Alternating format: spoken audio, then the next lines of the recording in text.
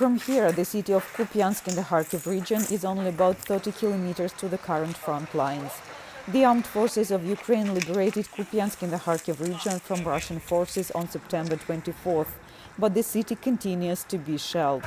Local resident Olena Borchan is trying to save at least some of the goods from her store. A rocket hit it some 3 days ago. Now everything is covered in broken glass. Another rocket blew out all the windows in the apartment of a former local prosecutor, Yuri Chupylko. I'm not leaving because I'm not the type to run away. I'm glad my apartment is still standing. Just the windows got blown out. Chupylko says these are relatively minor losses. Many locals had their homes completely destroyed. There is no gas in the deoccupied city, so locals cook mostly on open fires outside. There is also no electricity or telephone service in the city.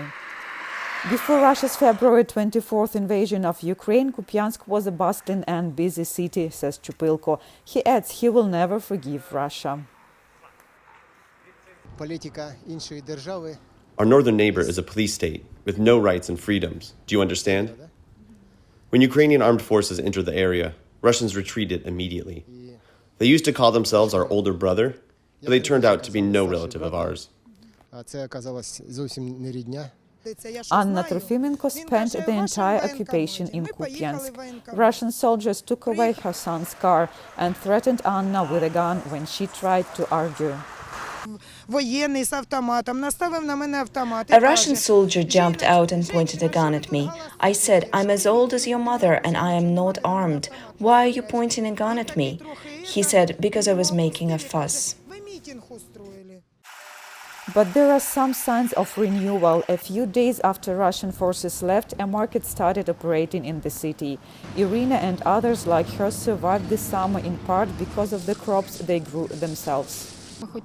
We have grown some potatoes and onions.